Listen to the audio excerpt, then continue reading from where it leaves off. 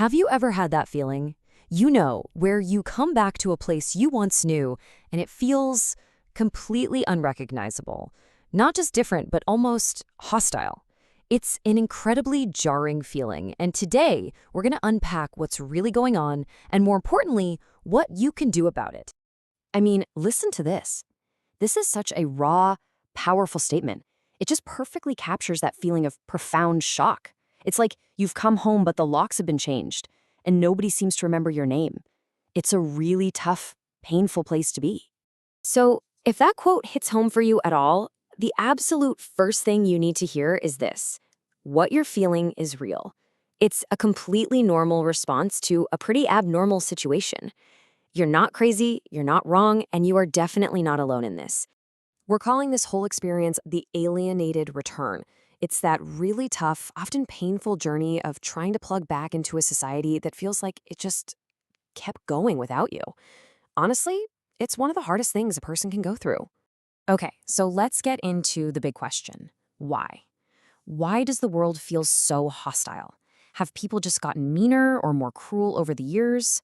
Well, the answer is, as you might guess, a little more complicated than a simple yes.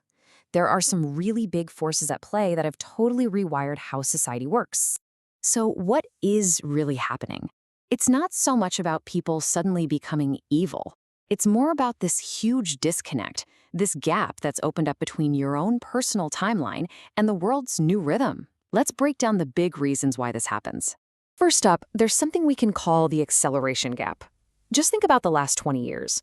The speed of change in technology and social rules, in how we even talk to each other, it has been absolutely dizzying. While you were on your own path, the world was in a full-on sprint.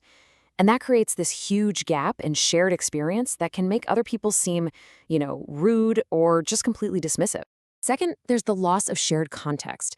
See, every society kind of runs on this invisible software. Slang, inside jokes, unspoken rules about how to act. When you've been away for a long time, it's like your version of that software is totally out of date. And when people sense that someone is out of sync, they can get impatient, which can feel a lot like cruelty, even if it's not meant that way. And that leads right into this stranger in a strange land effect.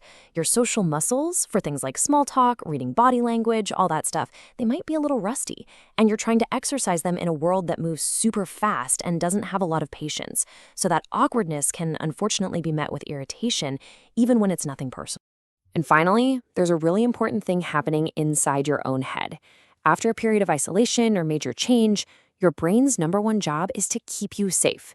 It goes into survival mode, and that means it might start flagging totally neutral things as potential threats, just in case. It's a defense mechanism, but yeah, it can definitely paint the world in much darker, scarier colors than it actually is. And this right here, this is the heart of the conflict. On one side, you're cautiously trying to relearn the world. On the other side, society is just full speed ahead, total acceleration, constant distraction. When those two realities crash into each other, even a simple conversation can feel jarring and hostile. It's a fundamental mismatch in speed and expectation. Okay, so recognizing that disconnect is a huge first step.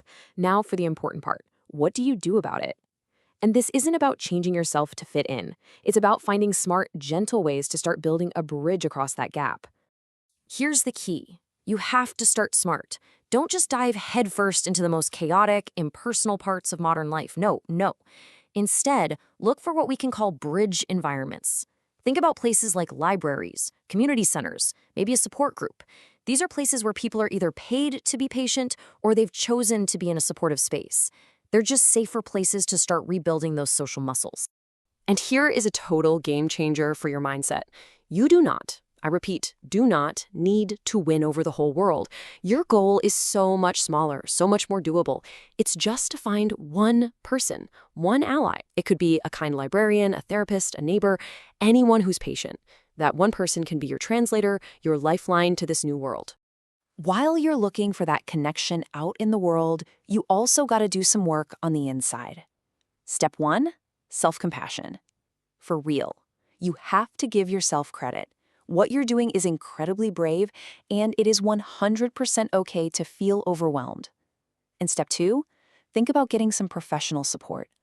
A good therapist can be an amazing guide for processing the shock of it all and helping you build new strategies. All of these strategies are really leading to one big ultimate goal. And it isn't about trying to conform to this world that feels so alien. It's about totally reframing the mission. Your new mission is to find your people within it. So look at it this way. You can pretty much forget about trying to conquer that 95% of the world that feels too fast and just unwelcoming. Let it go. Your entire mission is to find and grow your 5%. That little slice, those pockets of kindness. That's your world. That's where you start to rebuild. So the biggest takeaway here is this. Yeah, the world is different. And yeah, your feelings about it are totally valid. But the way forward isn't about fighting it or forcing yourself to fit. It's about having the courage to ignore all the noise, to find those few people who get it, who offer a little patience and kindness, and build your new world from there.